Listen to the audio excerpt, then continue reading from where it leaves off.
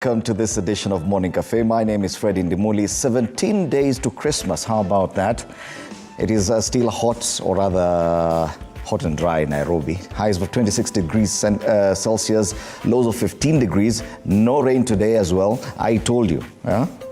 Tabia za Wakenya tunajua kupredict mvua. Hii jua si ya mvua. By this point, this week you've just been making the right predictions. Should make one for Manu to lose if they have any match this weekend. Manu will definitely lose, no problem. You can count on that. Well, and Flora Limuki, it's good to have you right here on Morning Cafe this 8th day of December 2023. Very significant day since the Mount Kenya University is holding the 24th graduation today at the Happy Valley ground along Garissa Road, the main campus from around 9 a.m. today. And of course, we'll be bringing you that live update right here on TV47, as well as the Africa Youth Connekt Summit kicks off officially today at the KICC. Interact with us at TV47 News on X, TV47 Kenya on Facebook. The hashtag is Morning Cafe. And speaking about the Youth Connekt Africa Summit 2023 that's happening between today and the 12th of December. That will form our main discussion this morning. Do stand by for that starting at 6:30. We'll be having the CEO of the National Youth Council and other officials of the Youth Connekt Secretariat for that conversation, and you can be part of that as well through our social media handles. Let's take a look at the top stories. It's not clean, according to them. Now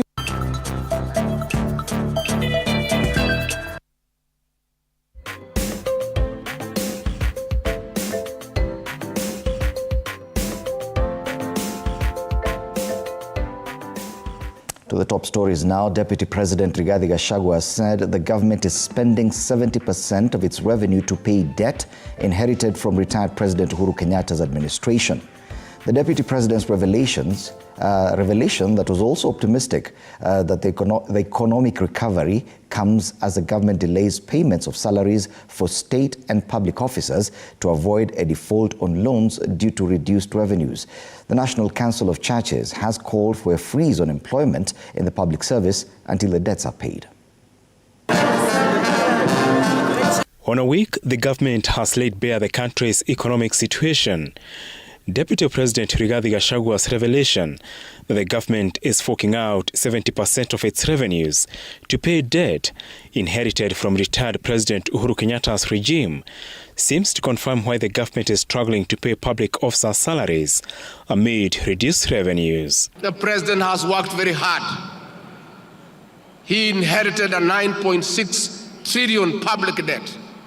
All the money that we collect, 70% of that amount goes to pay public debt.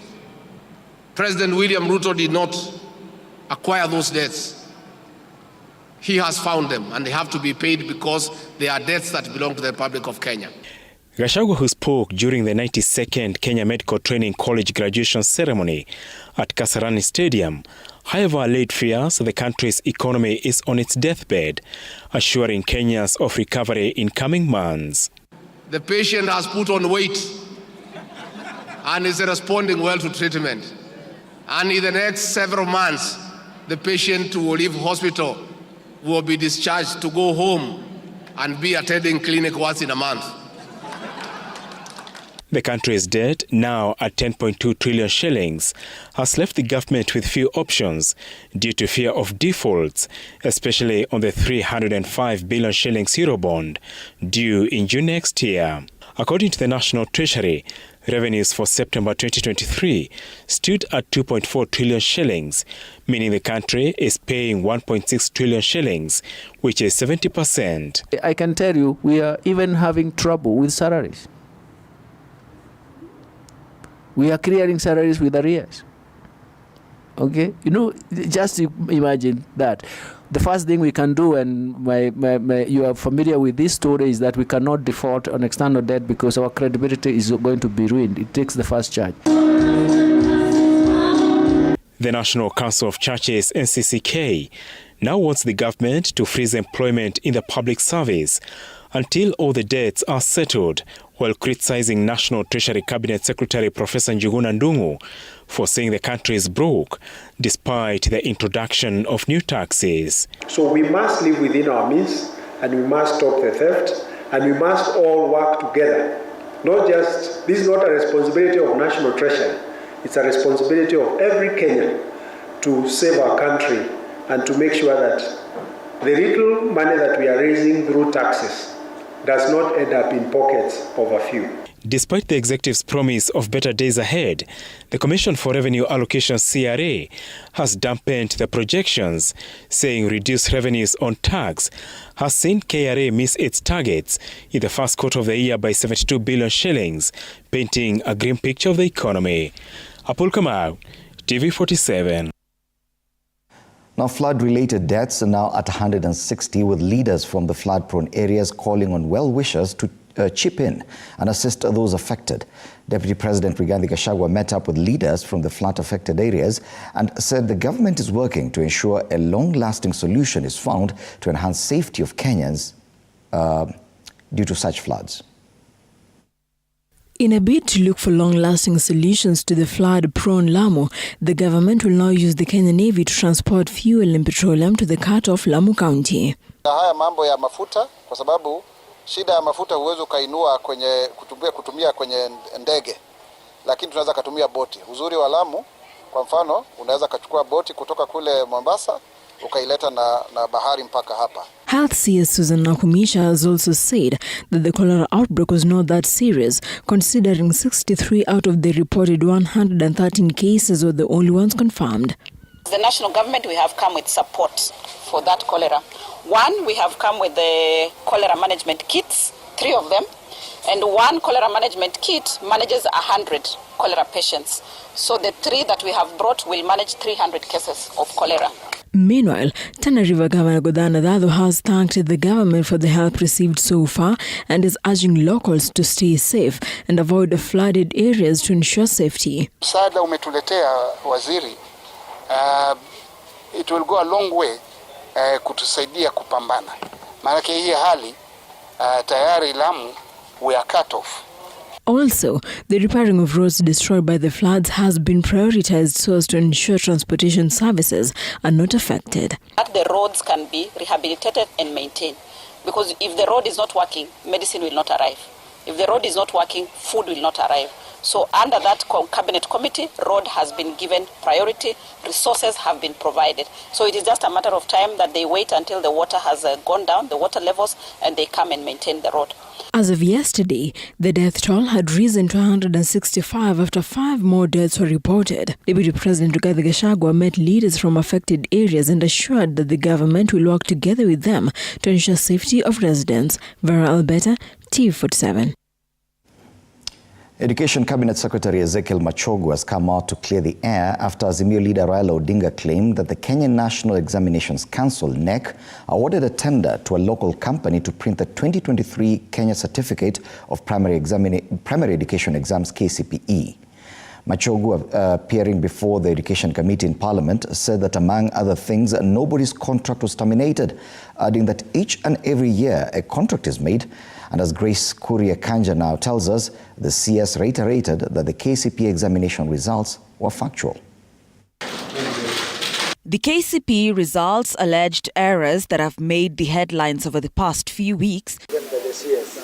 So Education CS Ezekiel Machogu appeared before the Education Committee Thursday, and he had to clarify a number of issues, some raised by ODM leader Raila Odinga. We believe this process of sudden change of printer, hacking the exam system, and having them printed on a short notice are responsible for the disaster you have witnessed with respect to KCPE. I would like to clear the air that nobody's contract has been terminated. Actually, exams each and every year, a contract is made.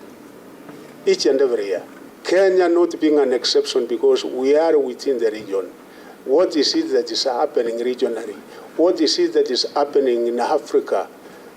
We are competent enough, we have the capacity that we can be able to print exams here. The CS maintaining that the 2023 results were factual, adding that the ministry did not rush the release of the 2023 KCPE results, which took 22 days. The time that was taken to process the KCPE was actually wrongest comparative to the other 8 years before, since specifically the 2016 reforms. The CS further added that the ministry intends to scrap the use of SMS codes normally used to receive the examination results, and the process could start soon.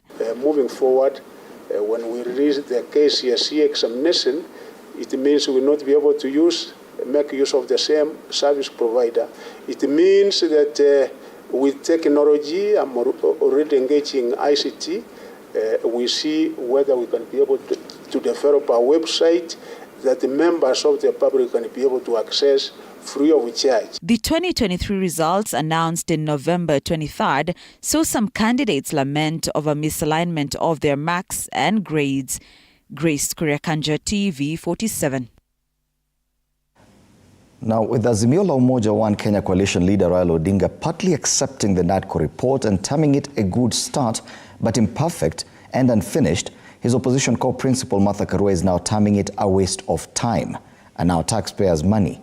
And while the opposition differs from the Kimani Ichung'wah and Kalonzo Musyoka-led committee report, the National Council of Churches of Kenya, NCCK, has called on both political divides to exercise patience as it awaits adoption by Parliament for the way forward. Mike Kagongo reports. The release of National Dialogue Committee report last month before the National Assembly has continuously sparked mixed reactions among President William Ruto and opposition leader Raila Odinga's camps, both factions justifying their demands. The report was described as imperfect and unfinished, but a good start by ODM leader Raila Odinga, leaving his lieutenants in a crisscrossing way out to make their own decisions.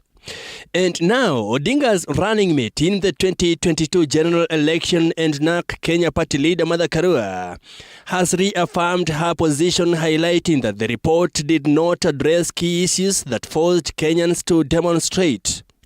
According to Karua, the cost of living, the 2022 election audit, and respect for political parties and multi-party democracy are still issues that need to be properly resolved. This is to say that Kenyans' demands were backed by the Constitution.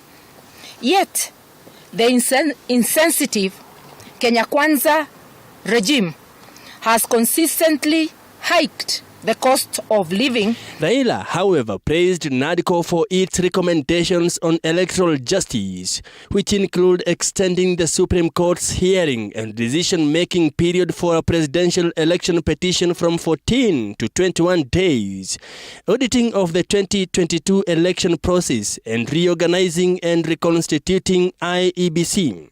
The former Geshogo constituency legislator now claims that since the negotiations took 8 months, the nation can afford to have the process on hold.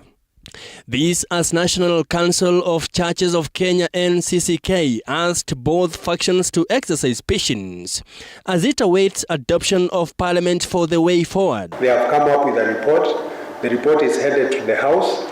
So we are urging all players on both sides of the political divide to wait until this report is adopted by the House.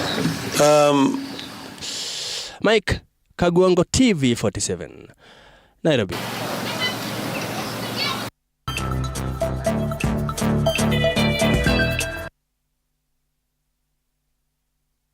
All right, time now to take a look at the dailies this morning, and of course we start off with the Standard.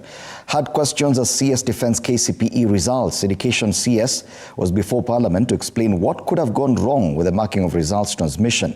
He said all was well and that what learners got are a true reflection. However, he failed to answer some questions, and that story is on page 4. Questions including who printed the exam, were anomalies because of marking errors or transmission problems, and if results used to place learners are provisional, will Form 1 intake be affected when final results are declared? These are just some of the questions highlighted on the front page of the Standard. A big discussion there on the KCPE results situation.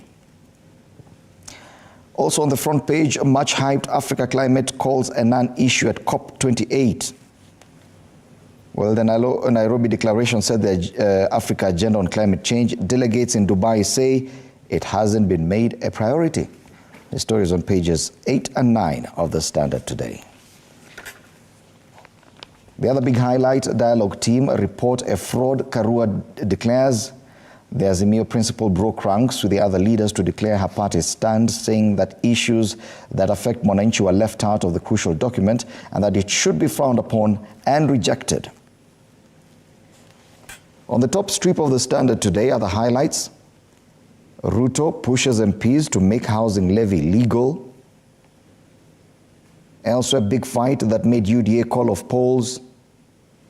On the international scene, Tshisekedi's bumpy ride, DRC elections, and in sport, Kenya takes on Uganda in grudge match.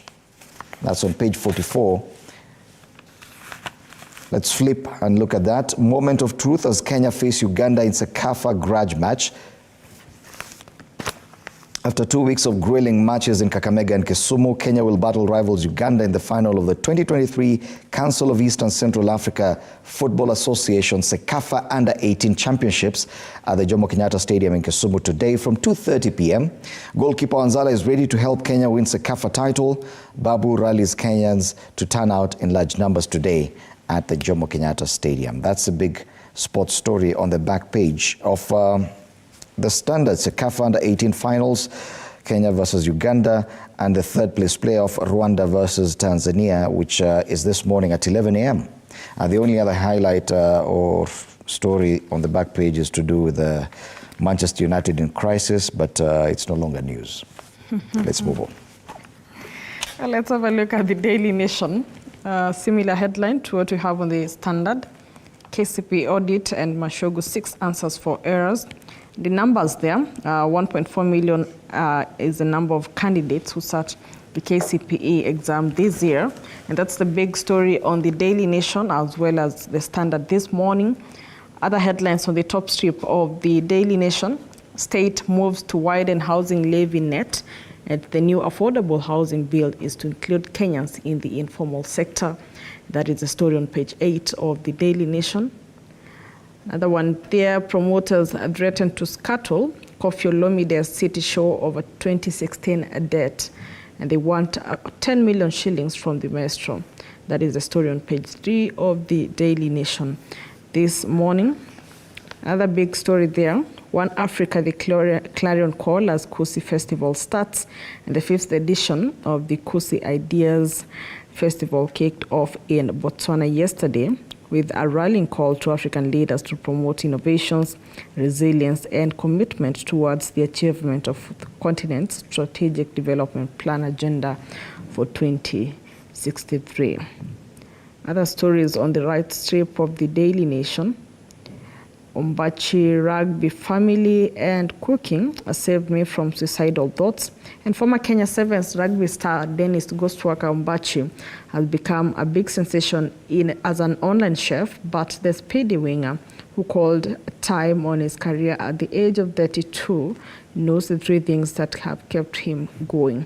And that is the story there on page 42 of the Daily Nation. Other stories there, staff colluded with the hospital to commit fraud, says NHIF boss, and the NHIF management yesterday admitted that some of its employees colluded with private hospitals to defraud the institution of billions of shillings. And that is the story that is covered on the back page of the Daily Nation, as well as other stories there on the Daily Nation back page. TSC senators headed for clash over employment terms for intern teachers. And the numbers, 21,500 is the number of intern teachers that lawmakers want employed on permanent terms after the lapse of their 1-year contracts. And those are the big stories on the Daily Nation this morning. We do have the People Daily. Matters business, the big headline, inside Thuge's big policy gamble to stop shilling slide. CBK boss reads from script of Ndungu era. Economists say it may not work. That's a big story there. The other big highlight is profit alerts hit 12 as firms cite cost pain. Listed logistics firm Express Kenya has issued a profit warning for the year ending this month on slowed economic activities in the country. Other highlights on the ticker, on the front page of the Business Daily. The Business Daily, state tables bill in Parliament to salvage housing tax. Elsewhere, why consumers expect EPRA to slash fuel prices, and bank loan defaults to hit 17% by year end. Those are the big stories on the Business Daily today. On the back page of the Business Daily, must world really catch a cold when America sneezes? That's a question as far as markets are concerned. Interesting. Tuangazie gazeti la Taifa Leo. Taarifa kuu pale, achana na maandamano, na Raila atangaza mikakati mipya ya kumenyana na serikali akiepuka zogo barabarani. Na miongoni mwa mikakati yake ni kuiburura serikali ya Ruto hadi kotini kupinga sera zake na kufichua sakata serikalini. Na hiyo ndio habari kuu katika gazeti la Taifa Leo, iko katika ukurasa wa pili wa gazeti hilo. Pale juu, bangi siku hizi husafiri kwa Prado, na walanguzi wabuni njia mpya za kusafirisha dawa za kulevya. Hiyo ndio habari katika ukurasa wa 4 wa gazeti la Taifa Leo. Habari nyingine pale, waandishi 12 bora wa insha watuzwa TITA. Na kiangazia habari zingine katika gazeti la Taifa Leo katika masuala ya spoti, Aston Villa yafunza Man City kandanda. Na pale chini, wasiokuwa na kazi pia kulipa ushuru wa nyumba, na serikali yaanza kufanyia mageuzi sheria ya ada ya nyumba ili kila Mkenya anayepata malipo alipe. Na hizo ndizo taarifa kuu katika gazeti la Taifa Leo. Let's take a look at the Star this morning. And on the Star, MPs hand civil servants chance to win tenders. That's a big headline. Conflict of interest bill among legislation to tame corruption in civil service. It's a relief as MPs expand section that barred public officers from doing business with the state. The other, on the front page of the Standard, very interesting photos there of a Congolese musician. King of Ndombolo promises show like no other. Kofi Olomide there, interacting with some of the bosses at Radio Africa, I think, which are the sponsors of that event. And there's controversy, I know, around him being in Kenya, because there's a threat. Someone has threatened to scuttle his performance because of a debt from the last time he was supposed to come to Kenya, but because of his actions at the airport, he was sent away, and someone claims he had already been paid, so he needs to pay back.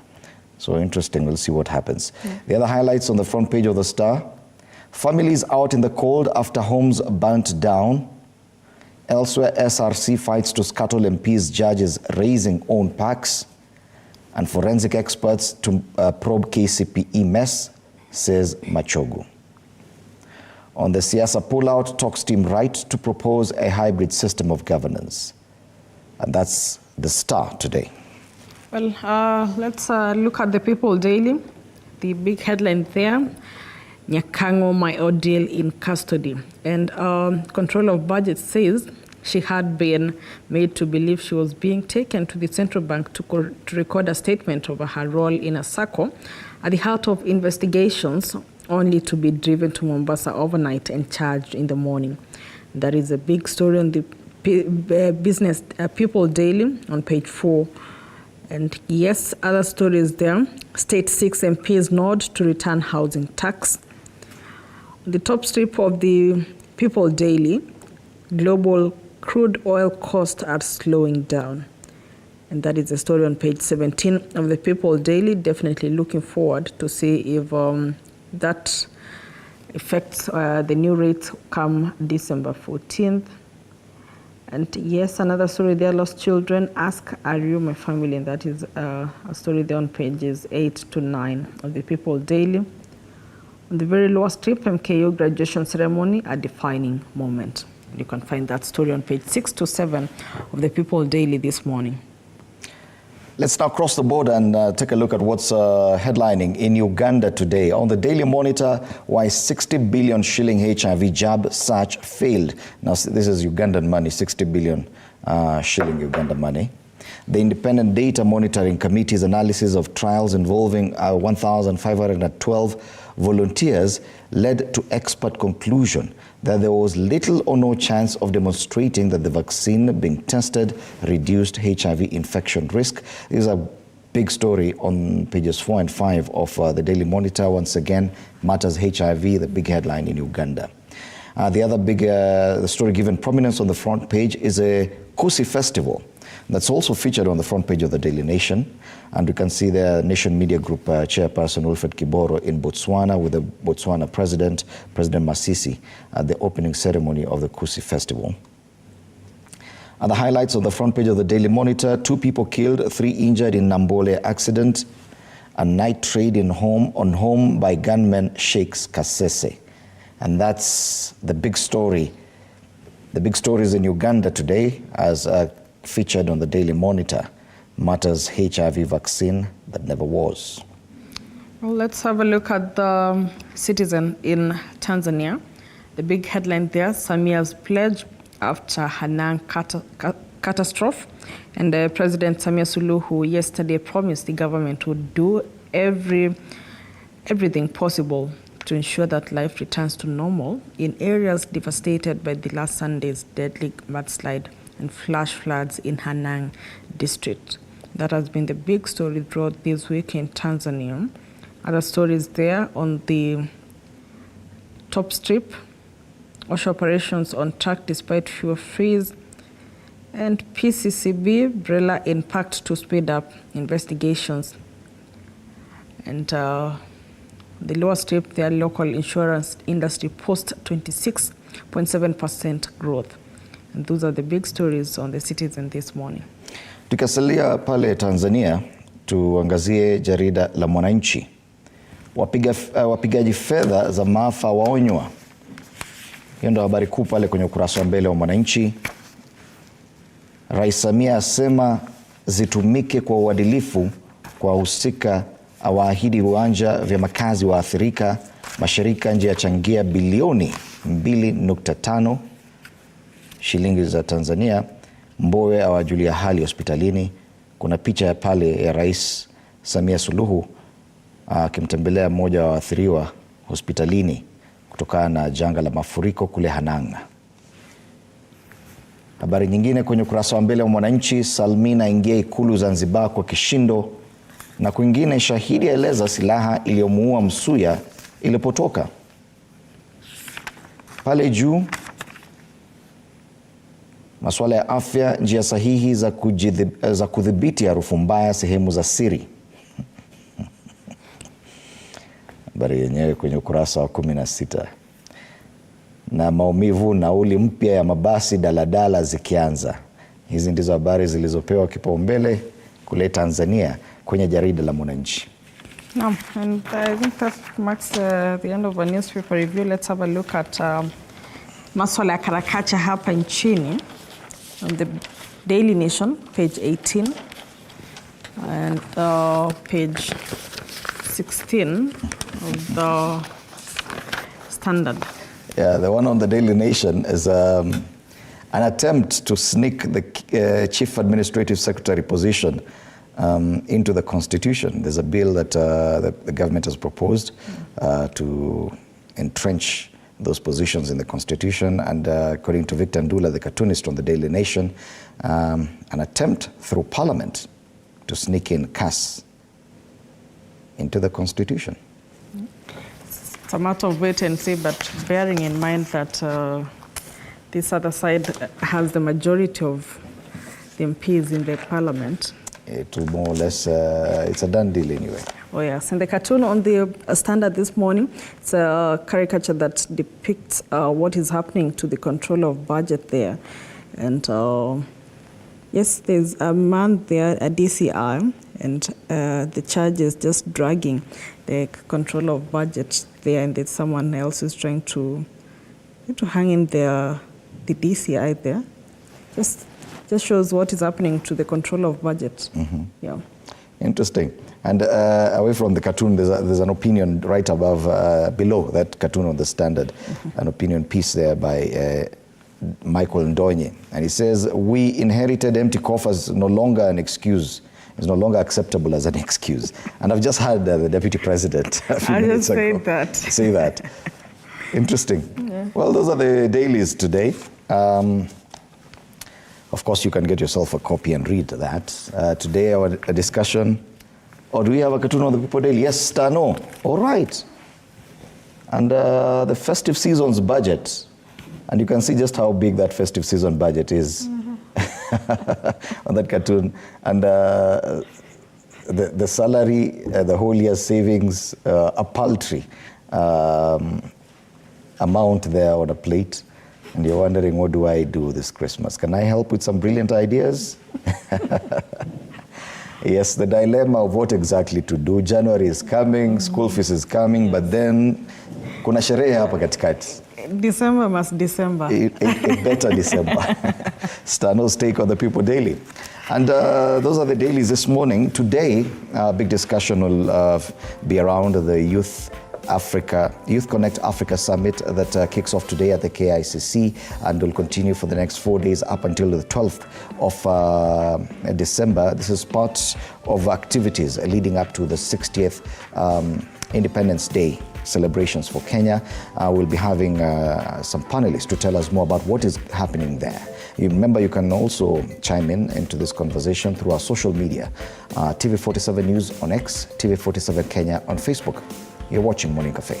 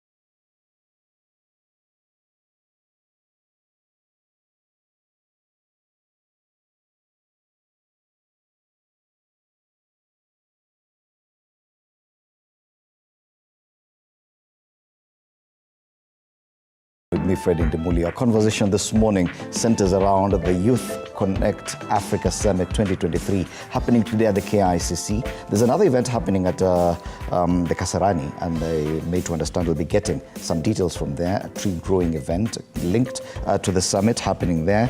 The expectation is that over 20,000 young people, government officials, corporate leaders, and development champions are gathering in Nairobi, starting today up until the 12th of this month for the summit, this being the 6th edition, and it is part of events leading up to Jamhuri Day, when we mark 60th Independence Day for Kenya.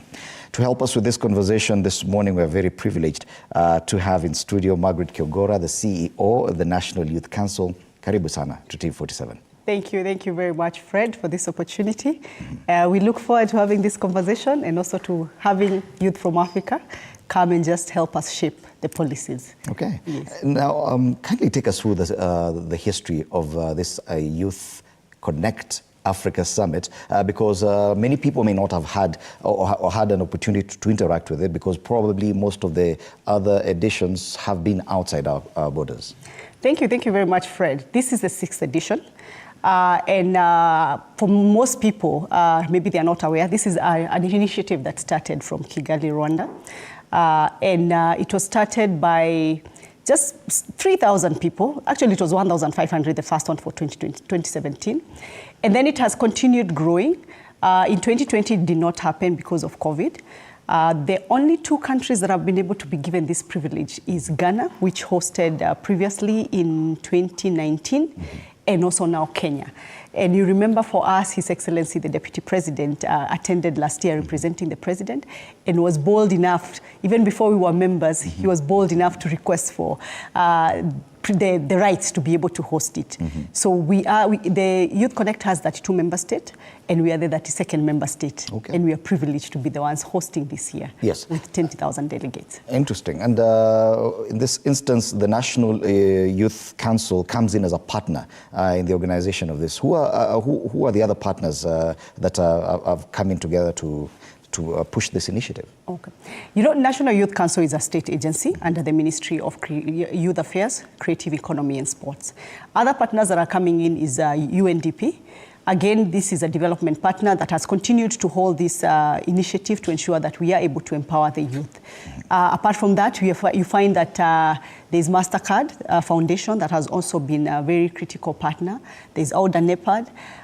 You find even our government itself, different agencies being part of the partners that are working towards it, ensuring that we deliver this. And of course, yourselves, you are a partner in ensuring that we are passing this message to the youth of Africa. Okay. Yes. And over the years, there must have been some gains that can be talked about, that when it started in Rwanda in 2017, probably that are yet to be felt in the Kenyan context. What should we expect from this summit?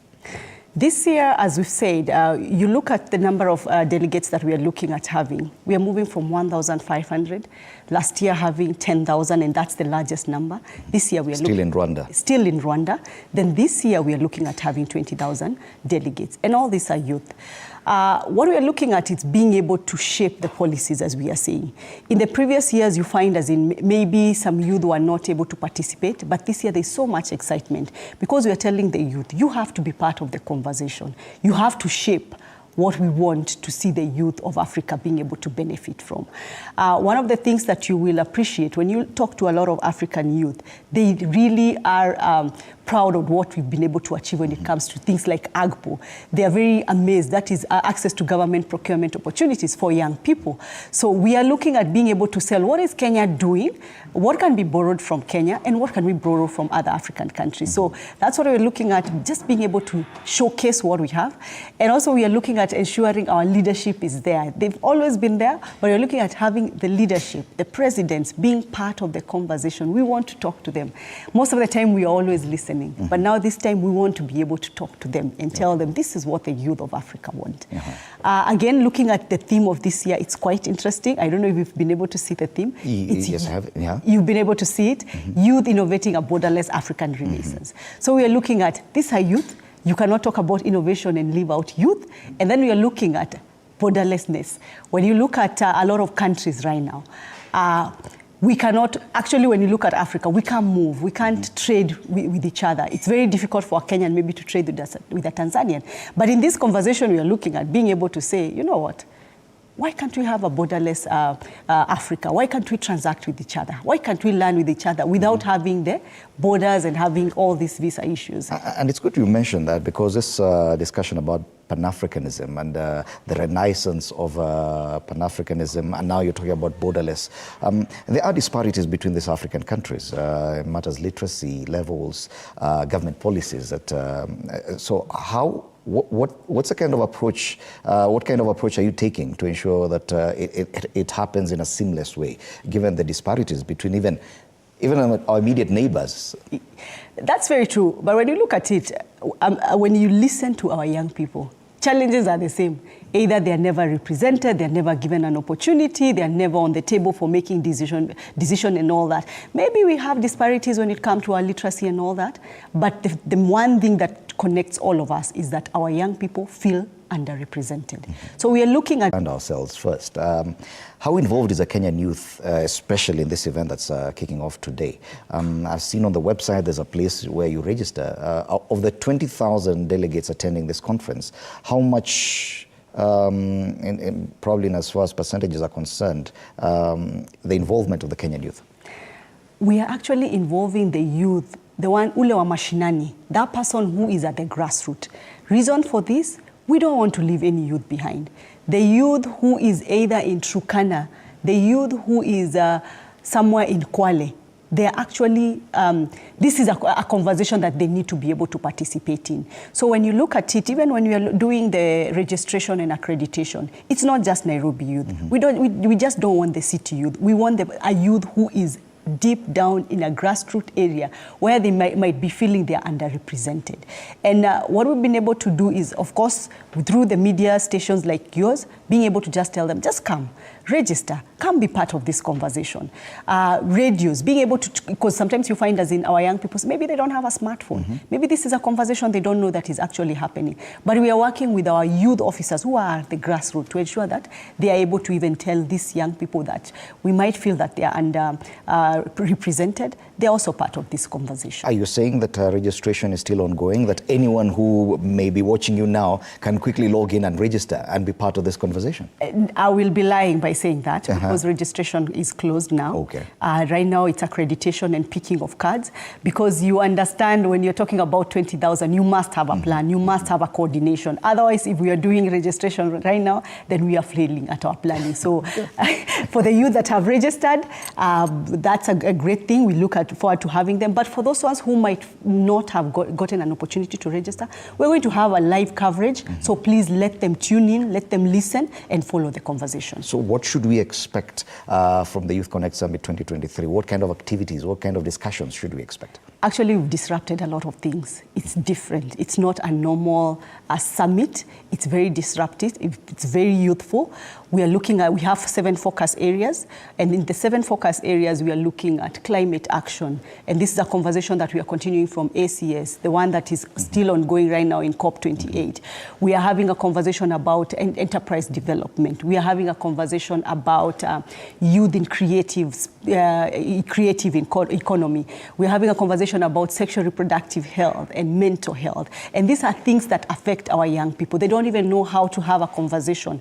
One of the things that when you listen to young people, they'll tell you, we do not have friendly centers when it comes to things with sexual reproductive health. That's a conversation we want to have. We want to be able to shape our policies on the same.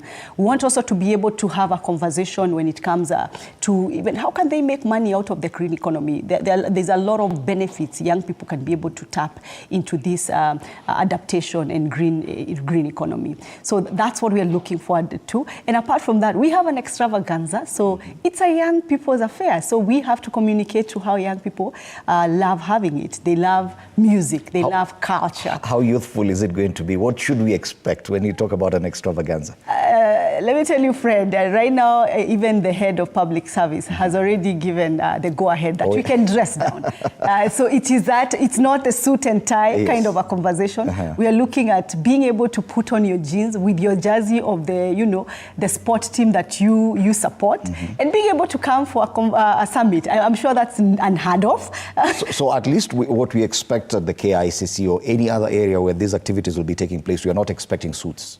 We are not expecting suits. I'll be out of place if I show up like this. In fact, if you show up like this, you will be overdressed for the conversation. Okay. Apart from that, we'll be having master classes.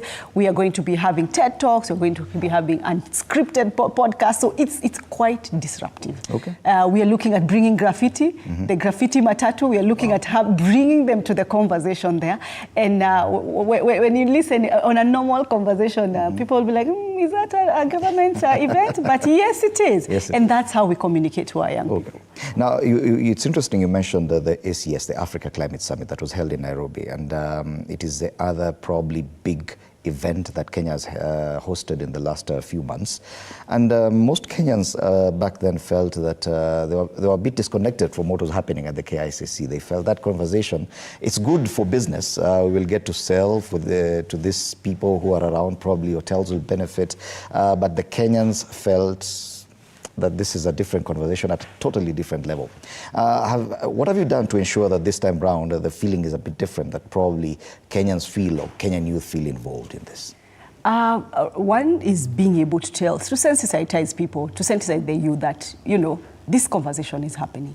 At the end of the day, even when we say young people or Kenyans who are disconnected from the conversation, I feel it's quite unfortunate because we are seeing floods. So you cannot be disconnected from that conversation. You have to be part of that conversation. Maybe the story was not told in a way that we embraced it, but when you look at it, we are telling people, come and join us as we have this conversation. Reason being, if they do not know, then they are not going to come. And the funny thing about Youth Connect, we are looking at youth. Youth are the majority, 75% of the population in this country. The excitement right now with young people, from universities to colleges to people who are working. So there is the movement for the youth. Actually, it can tell you this is a different conversation. We didn't even need to market it. Already it's been there. This is the 6th edition. Kenyans have been attending even before we were a member state of the Youth Connect Africa. So you can tell it's a different vibe. And young people, they are able to actually share the information. And it has gone like wildfire. So if you go to right now at Charter Hall, you will see the queues in the morning, people trying to collect their cards. Because they've been told, there is no way you're going to access KICC. There is no way you're going to come for the summit if you've not been accredited. Of course, for security purposes. So we've done the sensitization and we've been able also to bring on board.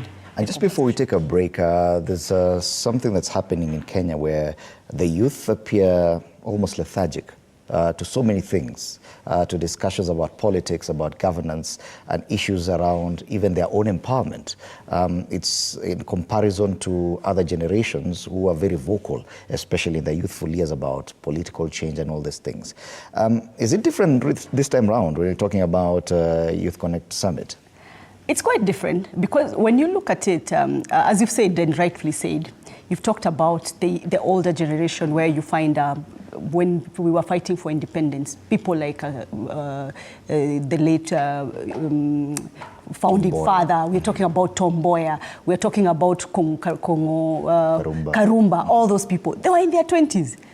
But for us guys, I think we've had a comfort zone for quite a while. You find our young people at 20s, they're actually not interested in these conversations. But this is the time we are telling them, even with an institution as National Youth Council, the reason why it was formed, it's so that it can be that voice of the youth, to represent youth, to be able to give youth an opportunity to air out their views. So young people have to take advantage. The one thing we've said, we can no longer continue complaining. If we complain, but we are not at the table, then we have no right to complain. We have to be at the table and make sure that we are pushing that agenda. And let me tell you, with National Youth Council being there, we've seen MCAs coming to office. We've seen MPs being elected, and there were youth officers and all that, and they took that opportunity. As we say by the way, it's vijana wajitume. If vijanas do not take the forefront, we will keep complaining, and we are the 75%. And I'm telling you, if we do not ensure they're empowered, you can imagine the trouble we are creating for the future. So for me, it's just telling young people, we can no longer afford to be just sitting at a corner complaining. We have to be part of the conversation. Time now for a break. We're still in studio with Margaret Kiogora, the CEO, National Youth Council. We're discussing about what's going down at the KICC starting this morning, the Youth Connekt Summit 2023. It will go on for the next 4 days, culminating into the big celebration of our 60th independence anniversary on Jamhuri Day. So do stand by for more conversations about this. And remember, you can also be part of it on social media at X, at TV47 News on X and TV47 News on Facebook. Let's take a break now.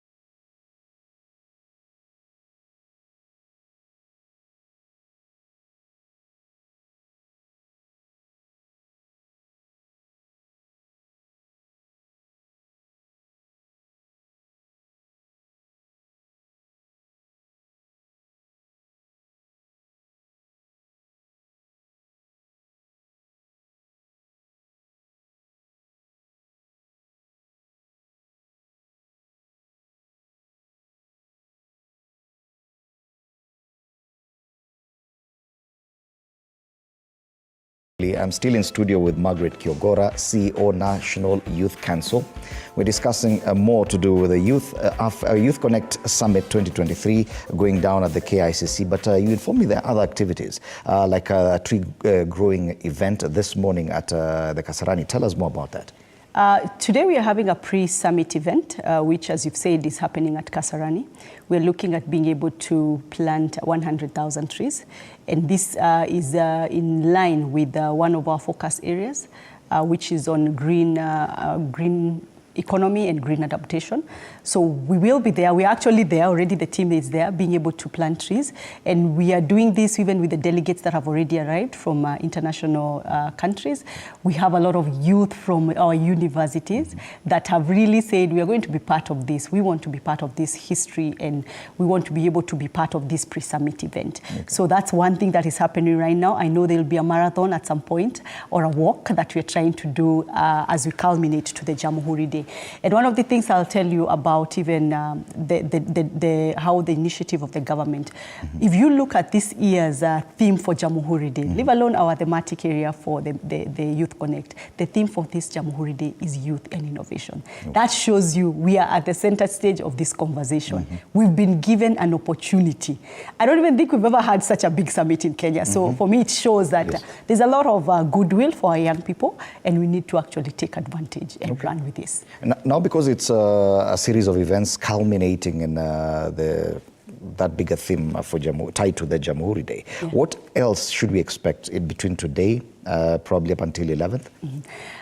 Take us through the activities, We have a ministerial meeting or a ministerial conversation, and this is how actually unique Youth Connekt is, because during the ministerial steering meeting, the ministers from member state, ministers of youth, they sit down and take account of what was agreed last year.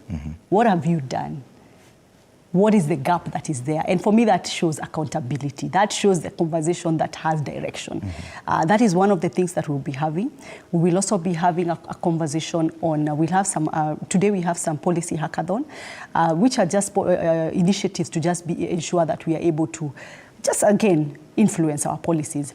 Apart from that, we are going to have, we're going to have a conversation again on borderless Africa, as we were saying. We're also going to have a comedy night again. It's a very unique event. We've partnered with our comedy people. And we are Kenyan comedians? Yes, Kenyan comedians, and we are going to have a comedy night that is on 10th. So we'll have a serious day where we are discussing policy, but in the evening we will have a comedy night. Apart from that, we are going to have, as I said, extravaganza. This is again just showcasing African art, African dance, being able to just have that relaxed moment for our young people. And I believe that is something that our young people are looking forward. We're looking at having artists, not just Kenyans, but artists from across Africa. So, and we also have an international artist coming, which will be unveiled. We cannot say the name here. Have you engaged any local artists for this? Yes, we've engaged local artists. Actually, those are the first ones that we've been able to engage. They'll be coming in.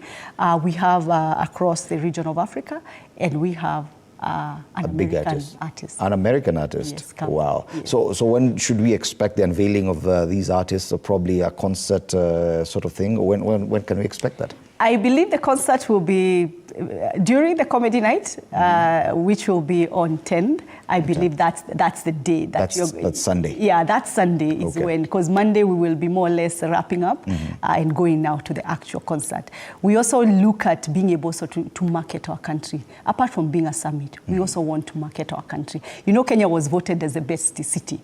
So we want to be able to market what we are doing in tourism. So we are looking forward to that. We'll take our delegates for dinner in the bush.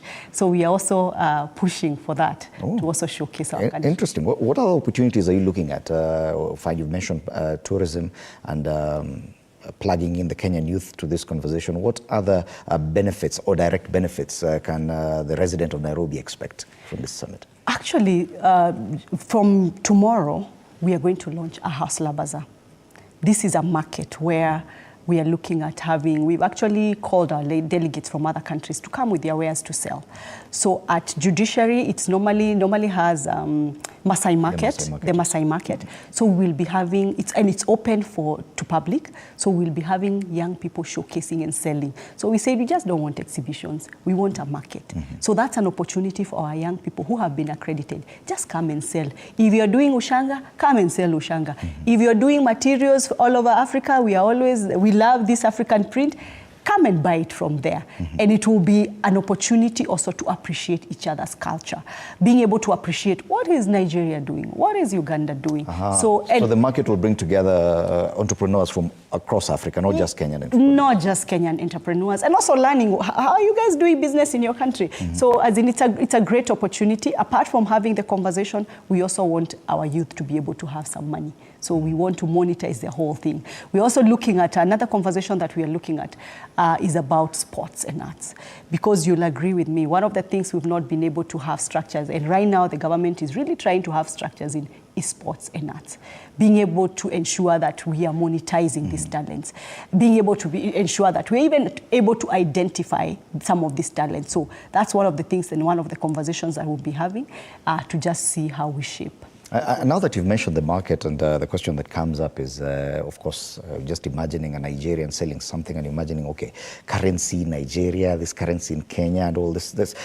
When you talk about Pan-Africanism, and there's always talk about a common currency, now that we're talking about even a borderless trade for youth, is it a conversation that the Youth Connekt Africa Summit is involved in, that are probably trying to push or to institute that push towards a common currency from the youth level going up? I think one of the things I actually forgot to mention is that Youth Connekt is actually adopted by the AU, the African Union. And right now we're trying to push for even strengthening the African Union envoy, being able to have a youth there that is pushing some of these agendas. And one of it is that currency. How can we be able to start a conversation? It might not happen today. It might not happen in the next 2 years. But we have to start a conversation about having a common currency. I know it's not a very popular conversation, but we have to be able to show why should we be able to push for the same. If you look at European countries, you find as in these guys are able to trade and transact with either the euro. But when you look at us, when I go, there's Naira, there's the Kenya shillings, there's the Tanzanian shillings. So there's someone who will benefit from the transaction, and there's someone who is not benefiting from the transaction. But the minute we all understand that if we do if we come up with a structured way of even having trade amongst ourselves, then we are able to have more benefits than what we have. Because I'm imagining on that market, there'll be a lot of calculators, everyone trying to find out, okay, between the rand and this other one. What's the exchange rate?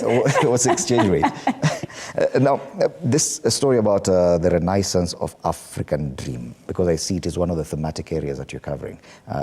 Tell us more about that. You know, some of these words may sound superfluous to many. Oh, yes. Oh, yes.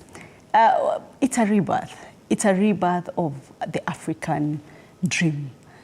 As we started, we talked about people like Tom Mboya. We talked about the founding father, Jomo Kenyatta. We are looking at people like Kwame Nkrumah. These are people who fought for independence. They had an agenda, fighting for independence. We've had independence for quite a while. Kenya is turning 60, and 60, to be honest, you are quite mature. So when I look at it, is right now we are pushing for how can we have the rebirth? What did our forefathers foresee? What did they want? Have we been able to achieve it? How can we push as young people to have things differently? Then everyone was fighting for, I want independence in my own space. So right now what we are pushing is how can we be able to have the independent, of course, which we have, but also how can we be able to have freedom to just converse with each other and influence each other's, positively, that is, being able to influence changes in our countries. So the renaissance is in that aspect, just being able to, the rebirth of the African dream. The generation that was very much interested in Pan-Africanism, probably even myself, I was not part of that generation. It was a initial freedom fighters, the names you've just mentioned. Now there are several decades have passed, and we're talking about a rebirth. But living in the information age, the age of social media, we've seen the kind of relations that Kenyan youth have with the other African countries, especially on X, formerly Twitter, KOX. And we always see these wars between Nigeria versus Kenya, Uganda versus Kenya, KOT versus who. How are you using this media, social media, to guide this conversation? To be honest, I feel like Kenyans, We never lack ideas, and for me, that's the beauty of Africans. When you see sometimes the day we decide we are going to take an X war on something that a country like Nigeria is doing, for me, it tells me that someone is listening, someone is looking at what is going on, and we've taken advantage of that space. Even this conversation, we are pushing it through social media because our young people are there. Actually, the age that we represent, which is 18 to 35, according to the Constitution of Kenya, when you look at the UN definition of youth, you'll find maybe it's 14 to 24. When you look at different countries like Uganda, it's 18 to 40 there. So it's a different dynamic and all that. So for us, we're looking at the young people in our country and in Africa. What is the platform they are using? Right now, you will push so much information on TikTok. You will be shocked. The minute you sit here, someone will send you a reel or a TikTok and whatever, and you have gotten your information out there. Gone are the days that you had to wait for a newspaper to get the news. Right now, when you're here, there is so much that is going on. Even the tree planting, I'm sure right now people can be able to see what is going on at Kasarani. And we are taking advantage of that space because that's the generation we are in. Our generation communicates. They don't want long things. They want short, precise, communicate to us. So we are taking advantage of that space, being able to push the conversation on X, on Twitter, on X and on TikTok, because those are the spaces where they are very comfortable. Yes. Again, as you said, I feel like we took a backseat as young people. We took a backseat in the essence of, as in we didn't want, politics was made to be, it's for them. It's for a certain group of people. And sometimes people felt like politics is bad. But we have politics in everything. People have to decide. You have to be able to go there and say, as a youth, I want to push for change in maybe how things are done. Even look at universities. It's still politics. You want some changes in how things are done. You cannot sit and say, oh, people will know what I want. You have to air out those things. So people have to understand, even in offices, even in this office, I'm sure there is its own politics. So people have to understand that politics is not bad. It has to be positive. Is that a challenge? Because as we mentioned earlier, Kenyan youth especially, and I'll speak for Kenyan youth, they've taken a back seat in a lot of these decisions. And they may be wondering, I'm least interested in our politics here in Kenya. Why am I being asked to have conversations about the continent, probably, with this renaissance of the African dream, if the Kenyan dream does not even excite me? But that's the wrong attitude. When you look at it, if you're not there, someone else will speak for you. So our young people have to understand, if you do not take part in that conversation, people will decide, you will not like the decisions they make, but you have to live with them. So having that attitude of, it's not about, I'm going to go out there, campaign and whatever. What you're trying to do, you're trying to influence how your environment is being managed. And that one, we must all be very interested and cognizant in. Okay. Yes. We've seen efforts in Kenya, especially through the Ministry of Youth Affairs, of which you fall under. We've seen the Talanta, Hela, and other initiatives. And I know that you are co-partners in planning for this. If you're able to speak about these other partners, the local ones, Ministry of Youth Affairs and the Talanta initiative as well. As you mentioned, Talanta Initiative, actually, it's a flagship program under our ministry. And it's more or less about structured way of monetizing, first of all, identifying, nurturing, and monetizing the talent. And right now, what we're trying to push for is being able to ensure that our young people who have talent, when you look at a lot of us, either school ball games or the drama that we used to have in primary school, you'll ask yourself, after that, where did these people go? We did not have a structured way of ensuring that we transition them to the market. But what we are saying through the ministry and through our Honorable CS, Ababu Namwamba, what we are pushing for is being able to have, how can we identify these people who are even in high school, who have talent, and they can be pushed, and we nurture these talents and support them. I don't know if you're a football fan. I'm not a football fan, but I follow because I want at least to know what is going on. You find people like Messi who are discovered when they were very young. So when you look at such kind of things, it tells you that we need to be where the world is. We need to ensure the young people that have talent. There are people who are not book smart, but they are very talented. And that's the conversation we should be having. Not all of us are going to fit in the white-collar job. Some of us have to be in the arts. Some of us have to be in the creative. We have to be ensuring that we are creating jobs in those other fields. Not to say that the white-collar jobs are bad, but we realize we cannot all fit there. We can't all be in that category and providing this job. So it's for us to be able now to ensure that how can we be able to push that. You know, when your child comes and says, you know what, I want to be a chef, we support them. I want to be a dancer, we support them. When you look at developed markets, they're actually making a lot of money from that area. And it brings up the issue of or the role of education in this, because we are just transiting to a new system of education. And the previous system, which may be shared with other African countries or something close to that, was basically designed for the white-collar market. And is this a challenge in this conversation right now, that the kind of things you're talking about, the creative economy, sports and culture is what you're mainstreaming, but probably the education systems are not in tandem with that?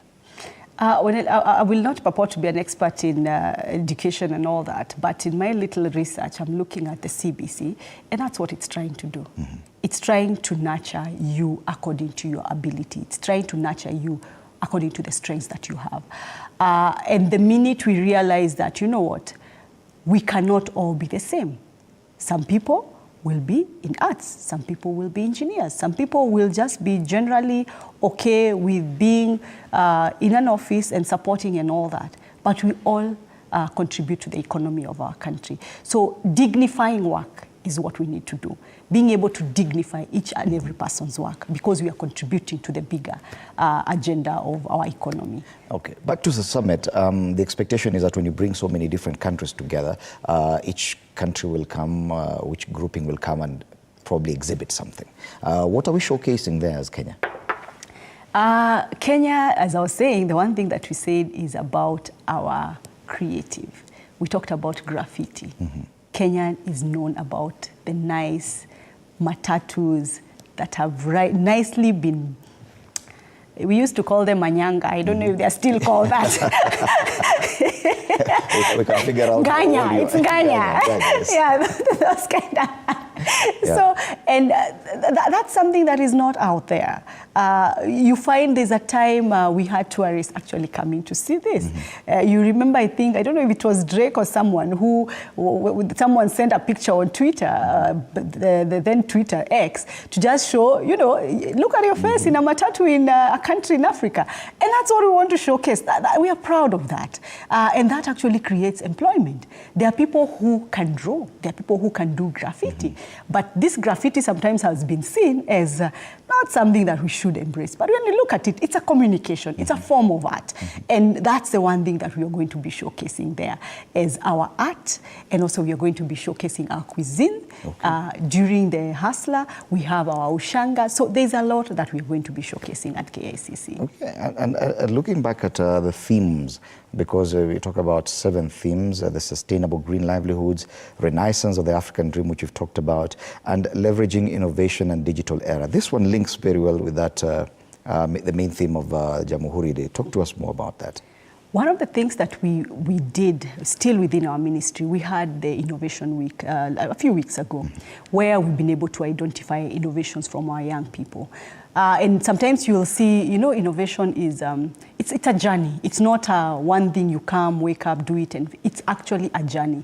So we've been able, and what we are looking at being able to do is showcasing some of the work that came from that, and also showcasing some of the innovations that we've had from our young people.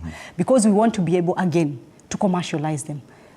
You find even identifying becomes a very difficult thing. People don't know, where do I go? If I have this idea, where do I go? But we want to be able, during this summit, just helping young people, first of all, to know where to copyright their work. Because we've had innovations that have been, young people have come up with them, then at the end of the day, their copyright are stolen. So as we have this conversation, apart from identifying, apart from monetizing, we also want to be able to show our young, to have a conversation, how do we protect your innovation? So it's an exciting thing, and young people should come out there to just see what are other young people in Kenya and also in Africa.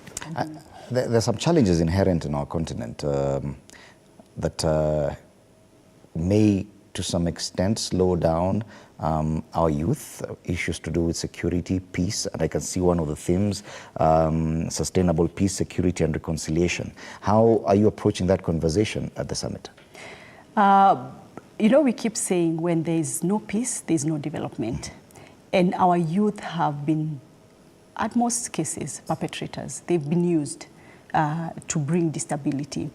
And when you look at this conversation, what we are looking at is being able to have a conversation even with our legislatures, being able to just have that conversation where we are telling our legislators how can we be able to form laws that support and ensure that even when it comes to elections, how do we ensure that there is you will always have either an aggrieved team, but how can we have a team that when I lose I accept, or how can we have that system? So we are looking at having a conversation from a legislative perspective, but apart from that we are looking at having a conversation in such a way that when you look at the Horn of Africa, you'll find in most of these areas is where we have instabilities. So again, is being able to shape the conversation as our youth in Africa so that we are not perpetrators. And also apart from that, we find young people who've been in this, either they've been causing chaos and all that. How do we reintegrate them back? Because sometimes they are sidelined. They don't get an opportunity. They don't get a second chance. So do we have some of these delegates from some of these countries? Yes, we do, especially the North Africa. We have them. You know, you find most of them, these are conversations also we are using the regional blocs like IGAD, who have been also very big on conversation on peace and security to just be able to bring some of this youth from their member states. Okay. Yeah. And on this, the future of Africa's borderless commerce, so we talked about it briefly, but we've seen attempts, the common markets and others that are still not working. Even the EAC is struggling, yet it has been in existence for so many years. How different are we hoping to approach this issue, seeing that already efforts for common markets have not really materialized? One of the policy that we really want to be able to push for implementation, there's the African Continental Free Trade, which it's been signed up, it's there, but we want to be able to push now that conversation further for implementation. And that's the one thing that we really want to have. We actually have an institution that it's going to have this conversation with the young people, that is leading, being a vocal point. That is ODA-NEPAD. So being able to have ensuring that the implementation of African free trade is being done. Not just a paper. We are told we have really beautiful policies, but they are never implemented. So for us, we want to take a further step and ensure that as we are having this conversation, what are the take-homes? What is this communique that we will be having out there so that we are committing as a country? And as I told you, one of the things that is unique about Youth Connekt, you just don't have a conversation and go. Again, next year, whatever we will have agreed in this summit, we will review and see what have we been able to do. And again, the Youth Connekt, as I said, is also being supported by AU. And AU has an African Union Charter, which is looking at being able to have our young people have a say when it comes to policies. And that's the reason why during this summit, apart from youth delegates, we are having leaders. We have to talk together. We are having policymakers. We are having legislatures coming at the same table, so that by the time some of these things are being brought to the maybe House of Parliament and whatever, you are able to understand where did this conversation come from, and we push some of these things for changes. And as I said, some of these things, they will not happen in one day. It doesn't mean that after this Youth Connekt, every part of our problem will have been solved, but a conversation will have been started. And probably as we wind up this conversation, you could tell us what we hope to get, like the key takeout, a quick one that we hope to get at the end of the summit. One of the quick takeout of this, I know we've seen countries and we've seen His Excellency pushing for a borderlessness, a visa-free, and we are hoping that during this conversation, we will be able to have that as a law we will be able to have that as something that we are pushing from an African perspective, where we'll be saying that as African states, we have agreed from this summit that this is what we are pushing for. A visa-free country. We've seen Rwanda has already pushed this. Rwanda is the initiator of this baby, and we are praying and hoping that other African states will be able to embrace the same thing. Okay. And we have a free. So probably I give you an opportunity to make your rallying call to Kenyans or Kenyan youth as you wrap up this conversation. Thank you very much, Fred. I think for me, it's telling our young people we have to be part of this conversation. Please join us at KICC. We've already started the pre-summit today at Kasarani. Come, help us grow trees, be part of this history. We've never had such a big summit in our country for the youth. We've been given an opportunity. We are at the forefront. We are at the conversation. We are not the side menu. We are actually the menu. So we want to take advantage of that. When you're given an opportunity, we have to ensure that we maximize it. So our young people in Kenya, in Africa, take advantage of this conversation. Come and influence the policies. Margaret Kiogora, CEO, National Youth Council, thank you so much for your contributions. And coming to TV47, tell us more about the Youth Connect Africa Summit 2023, happening starting today at the KICC with pre-events at the Kasarani and going all the way up until the 12th of December, which will coincide with Jamhuri Day as Kenya marks 60 years of independence. Quite an exciting and packed schedule for the next 4 days, and definitely a lot to look forward to. Asante sana. Thank you. Well, you're still watching Morning Cafe. Let's now take a break. We will be back with a lot more after this.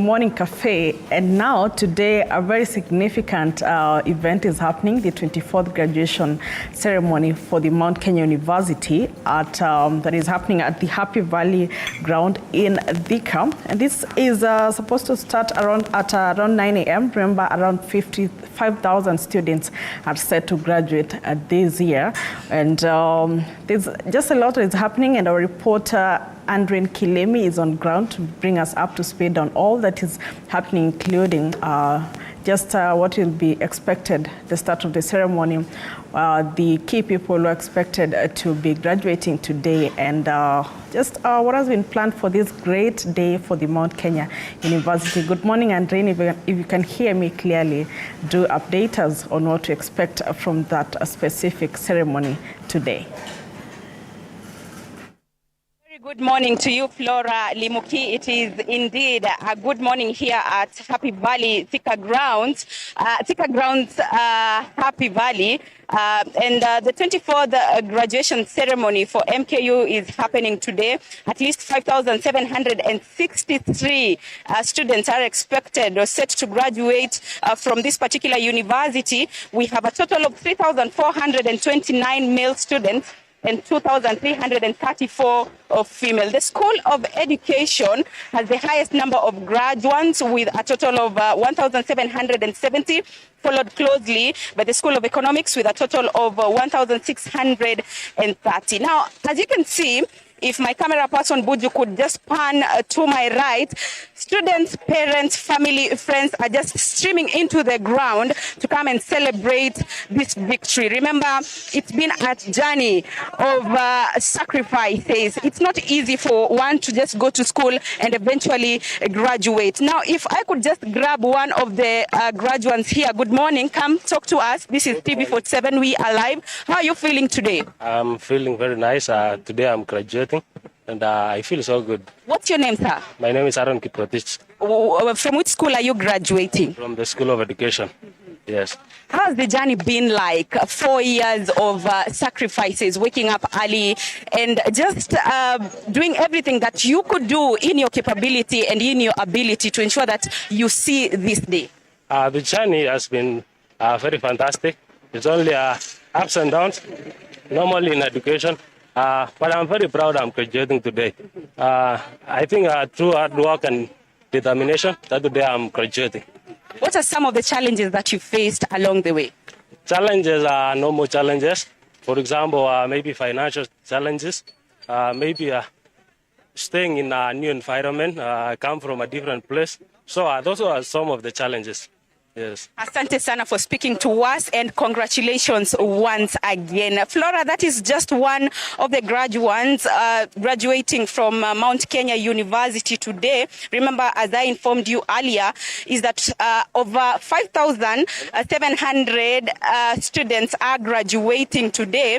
And we have the School of Education that has quite a number of students graduating, followed closely by the School of Economics. Now, I will be speaking to one more, or maybe even a parent, if I get a hold of one, just to feel or just to hear what they feel about this particular day. I know it goes a long way to educate a student. Mommy, you can come speak to us.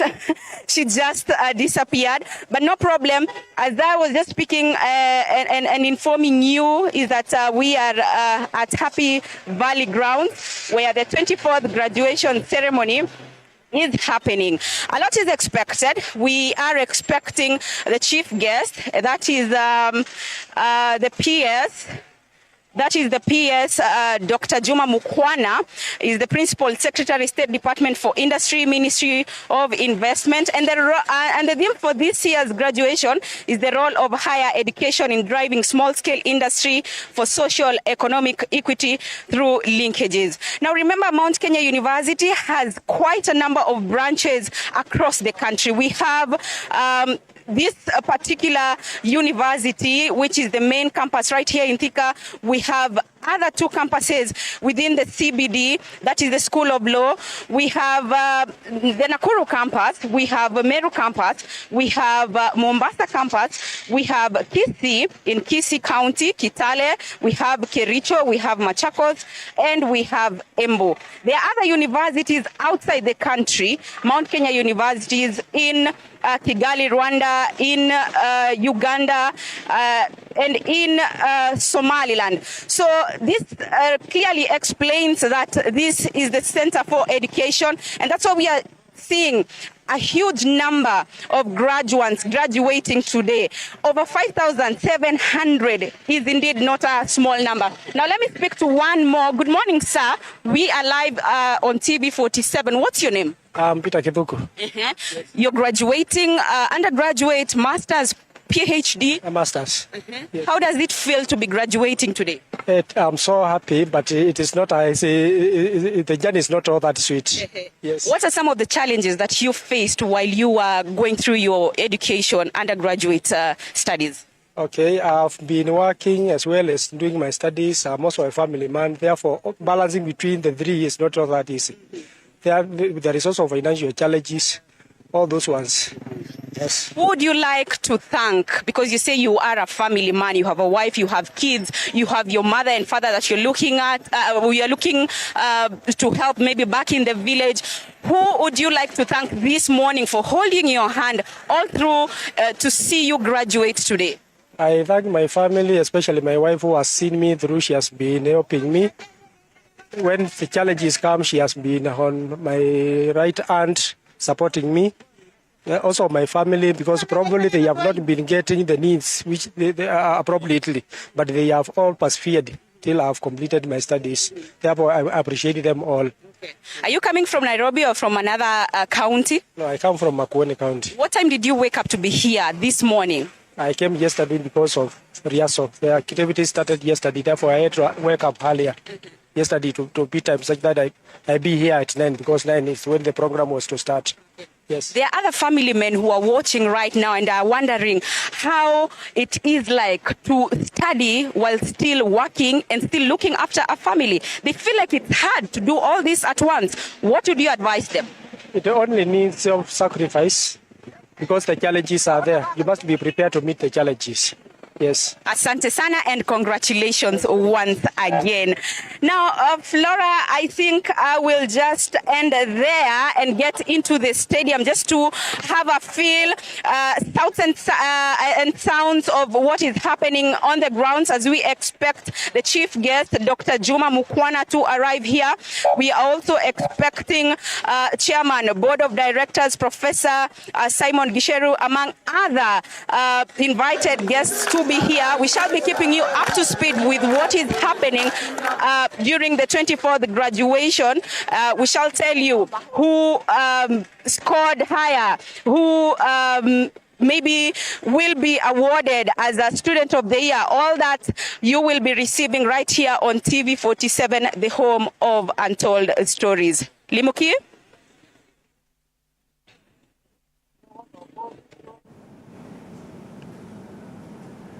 Well, thank you so much, Andren Kilemi, for that. And of course, that is just what will be happening today, the 24th graduation ceremony for the Mount Kenya University. And 5,763 students are set to graduate. Just a small background, this Mount Kenya University started at the Thika School of Management Studies, and they later became Thika Institute of Technology, and later the Mount Kenya University. And of course, in 2005, that is the first time it had the first private university. It was allowed as the first private university in Kenya to train in matters pharmaceuticals, and 2006 allowed to undertake degrees and diploma courses. And that has just been the journey of Mount Kenya University from 1996 all the way to 2023, even as they now celebrate the 24th graduation ceremony. And just to look at what the program looks like for today, we expect the graduates procession to assemble in order of schools at around 9 a.m. That is when the official ceremony is to start. As you can see, there were parents and students also streaming in. And later on, the graduates procession enters Graduation Square and takes a sitting in order of the schools.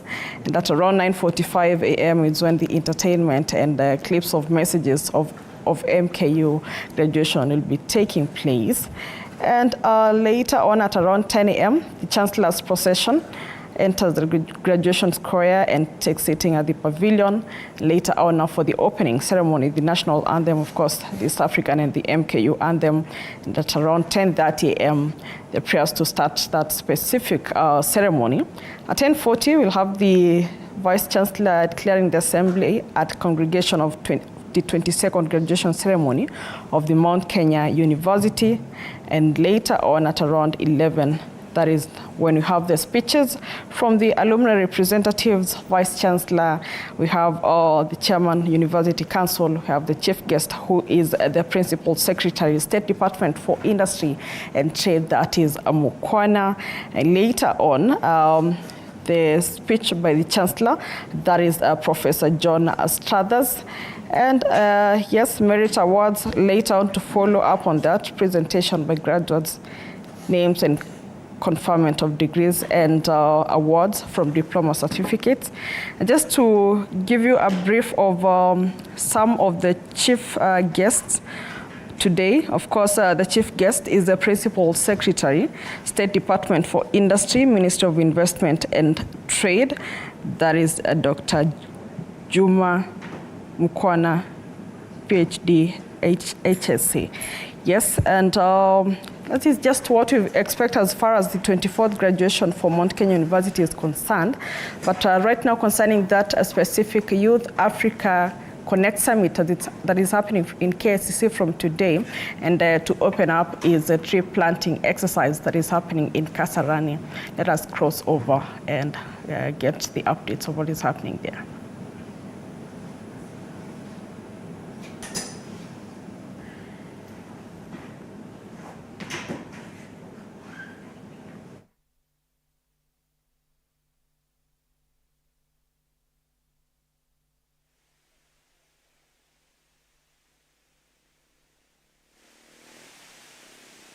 Thank you so much, Flora. Indeed, we can get you loud and clear from Kasarani ecosystem here in Kasarani Estate. And right before we just start or begin the tree planting session, we can see the caravan that is headed by the CS Sports, that is Ababu Namamba, that will be leading this exercise here at Kasarani ecosystem, has already arrived.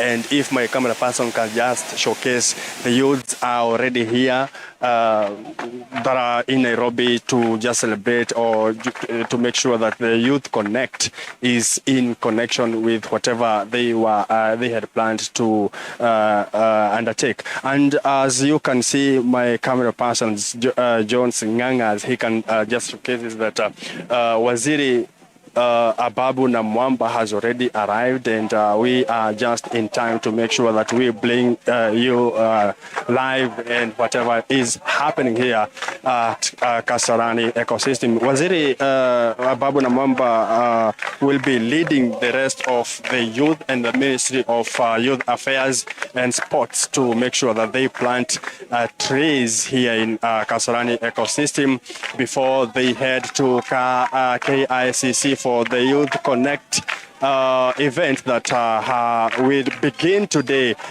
through up to Monday. So this is the caravan led by Waziri, and maybe before let's wait and see. Perhaps before he begins the exercise of tree planting, he will have to address the youth that are very overwhelmed here to see their Waziri. So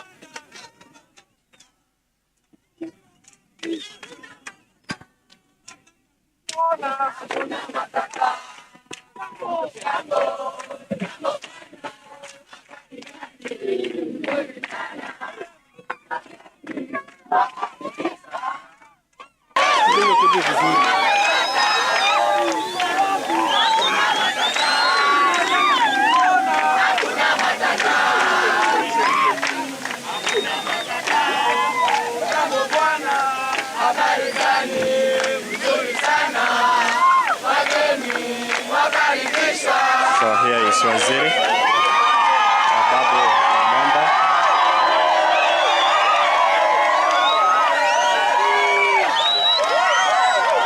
Welcoming the delegates from the UN, whom they are in partnership to make sure that this exercise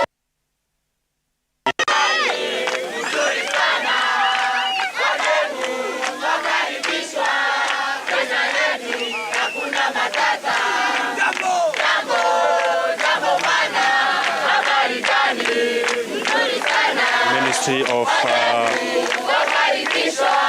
Youth Affairs is in connection and conjunction with the UN to make sure that this exercise is successful today, perhaps before they embark on different activities.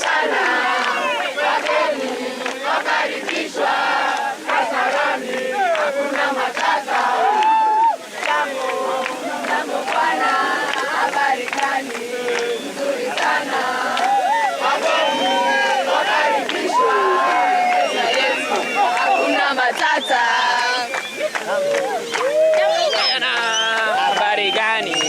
Nzuri.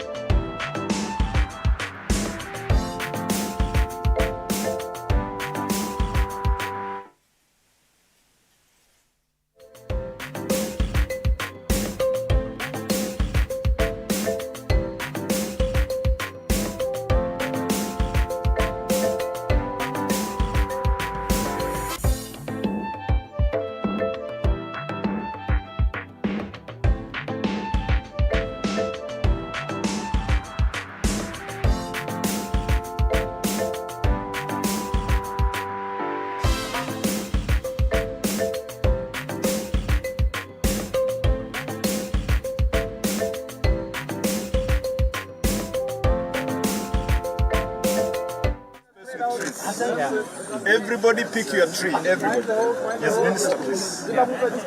You can share this. We can share Spread out. Spread out. Everybody with a tree. And we plant as many as we can. As many as we can. Ukimaliza moja unachukua nyingine. Balozi, ambassador.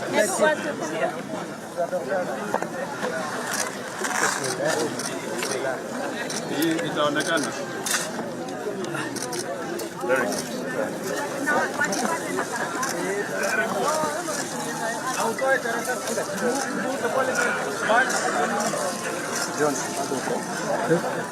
Yes.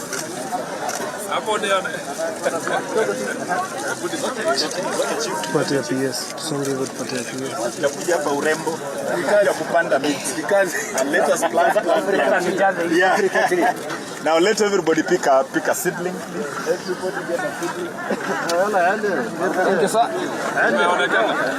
Lakini bado nataka ingine yenye umeshika mti. Asante sana. Wacha nishike ingine ile nimeshika mti. No. Ingine hapa.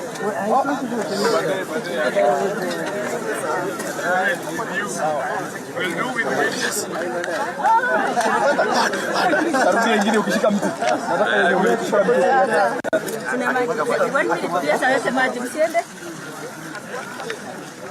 Very good. Thank you. Yes. Nilipanda lakini sipata hii watu. Sipata hii watu. Nitarudia. Thank you.